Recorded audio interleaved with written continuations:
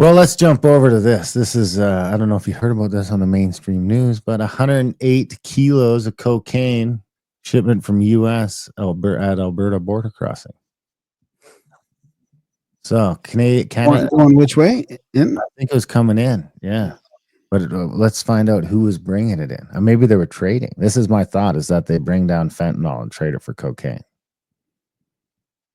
Because the cocaine's got to come from the South, right? Yeah. You can't make a cocaine lab in Canada. Why not?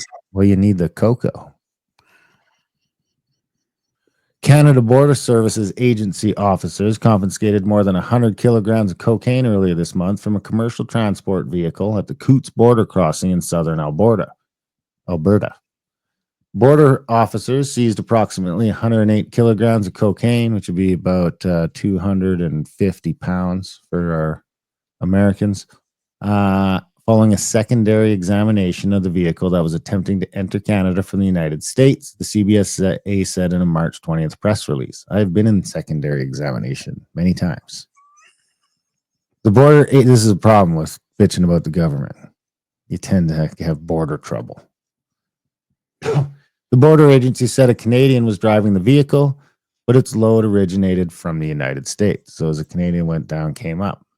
Let's see who the Canadian was. 26-year-old Calgary resident Arshdeep Singh. I mean, we should have a little bell for whenever it's an Indian migrant that gets caught with drugs. Has been charged with importing a controlled substance and possessing a controlled substance for the purpose of trafficking in connection with the seizure. I mean, we should be freaking out about this, shouldn't we? Even if he didn't bring fentanyl down. Singh is scheduled to appear in a Lethbridge court on May 7th. The Integrated Border Enforcement Team in Alberta, a joint force operation between the RCMP, Federal Policing Northwest Region, CBSA, and Calgary Police Service are collaborating on the investigation. Working together with our law enforcement partners is key to stopping drug trafficking. So that's some other drug seizures at Coots. The most recent incident is the latest in a string of drug seizures involving the Coots border crossing. Coots is the busiest crossing in Alberta and shares a border with Sweetgrass, Montana.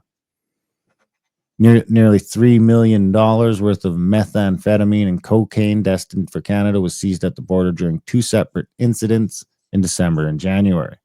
The first seizure occurred on Christmas Eve 2024 when officers discovered 186 kilograms, about 400 pounds of methamphetamine in a commercial truck. The second seizure occurred on January 18th when officers found two cardboard boxes in a truck trailer containing multiple bricks of cocaine weighing 42 kilograms, 100 pounds. Does it give us a name on those ones? It doesn't. No, it doesn't tell us who the people in the earlier one is. You think I could probably find that quick? It's probably worth finding, right? Do you have something we could do for a sec? Yeah, I do. I mean, I'd love to sort of finish off my my thing too here. I want you to guess. How do I do this with? Actually, I'll wait with this one. I'll read something from Kirk Lubomov in the meantime while you're finding that. Canada's week recap. Here we go. Bank of Canada cut rates 0.25%. Inflation went up 2.6%. China executes Canadians. China puts 100% tariffs on canola. Record amount of refugees, asylum seekers living in Canada, 457,000. For giving Canada lost decade, Trudeau is leaving with an $8.4 million pension. Carney added a mass immigration proponent as an advisor. Tesla was removed from auto show in Vancouver because they're more upsetting than the record of deaths from overdoses there. 9.8% in drop in home sales last month. 106,000 people left Canada last year. It's the highest amount since 1967. Ouch. Canada went from 5th place in the World Happiness Report in 2015 to 18th last year. Mark Carney announces a $6 billion Arctic radar system, picking up Australian company rather than a Canadian company, DTA Systems. 187 million for Jasper rebuilding, 100 million for Gazans. Small business optimism is at a 25-year low. Team Canada still hasn't attracted a single penny into Canada. There you go. All right, let's see what we got. So if we go to the first one, which was December 24th. They're not telling us who. So, in both cases, the arrested drivers were transferred to the RCMP, and they're not saying who.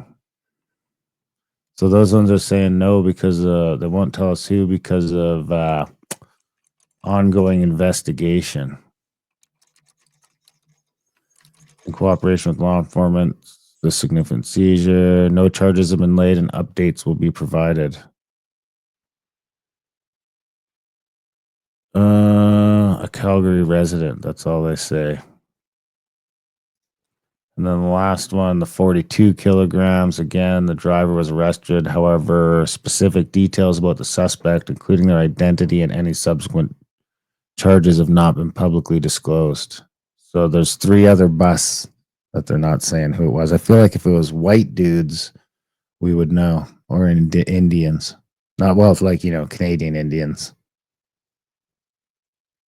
Yeah. All right. Is there more on drugs to do? Or? Yeah, we might as well jump to this one quick. The report finally in on the BC drug decriminalization and safer supply is associated with more overdoses. So we've taken a lot of flack for this one.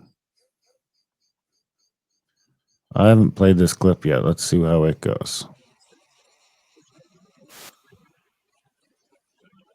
I can't hear it. You can't hear it? No. Anyway, that's just Bonnie Henry. What's that? That's Bonnie Henry going off about how good safe drug supply is. Just recently, even still? My God, it's unbelievable. No, I think it's kind of older, but yeah, let me push this back over there. I think there must be some pretty heavy realizations that it's making things worse, Yeah, the report says there was no change in deaths associated with safer supply, but neither policy appeared to mitigate. No, that's just how, if it was working better than the other one. The observed increase in opioid hospitalizations without a corresponding increase in opioid deaths may reflect greater willingness to seek medical assistance because decriminalization could reduce stigma associated with the drug use, the study says. However, it is also possible that reduced stigma and removal of criminal penalties facilitated the diversion of safer opioids, contributing to increased hospitalizations. The research found that safer supply alone was associated with a 33% increase in opioid hospitalizations, with the addition of decriminalization was associated with a further spike for an overall increase of 58% compared with before the safer supply program was introduced in 2020. There was insufficient evidence to conclusively attribute an increase in opioid overdose deaths to these policy changes.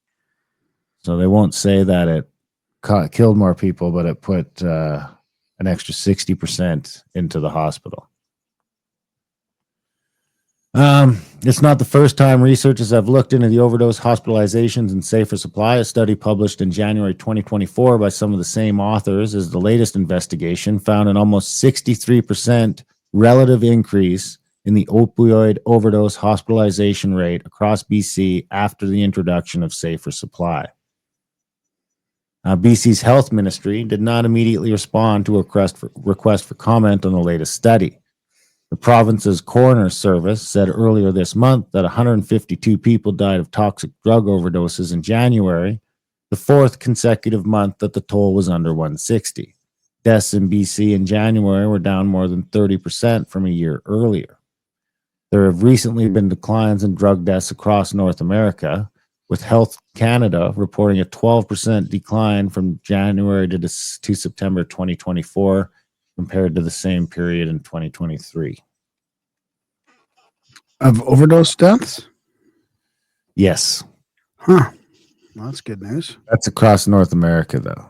Oh. Seems like BC's just sort of in line with that. Okay. In line with that. And then the last one I have on that vein No, this one's a little bit older, but it's just interesting that we didn't really hear about it. Canadian police seize fentanyl and make hundreds of arrests as tariff threat looms large. It is weird how we don't hear about this. Like, why is the media? I mean, do they wonder down there? Like, because the Trump admin knows about this. Why none of this gets talked about, or does it? Maybe, I mean, I don't watch TV, so maybe. Well, this is from about a month ago. You'd think it would have been all over the place by now. So, Ottawa, Canadian police arrested hundreds and seized illegal drugs, cash, firearms, and stolen vehicles in a national sprint targeting fentanyl and synthetic opioids, taking action on one of the U.S. President Donald Trump's concerns about the northern border. The operation was an opportunity to demonstrate the cohesion and dedication of Canada's law enforcement agencies at all three levels of government to counter the production and distribution of fentanyl and other synthetic opioids in the country. They said in a news release, the operation ran from December 9th to January 18th. I mean, wouldn't you think that they would have been jumping up and down about this? I mean, this was like right when he was coming in. Wow, we just did this. We're doing that. The federal police force said the operation, which included law enforcement agencies across the country, resulted in 524 arrests and the seizure of about 46 kilograms of fentanyl and more than 15,000 pills of fentanyl and other synthetic opioids. The release did not mention Trump, but Canada has been trying to prove it is taking the problem of fentanyl seriously. Is it though? Yeah, it doesn't. Is it though? It's not. Read that sentence again. Canada has been trying to prove it is taking the fentanyl problem seriously. Really? The federal government earmarked $1.3 billion for border security measures in the 2024 fall economic statement. On February 3rd, Prime Minister Justin Trudeau secured a 30-day reprieve from Trump's threatened universal tariffs on Canadian goods after he promised to appoint a fentanyl czar. So that was before all that. We haven't heard shit about it.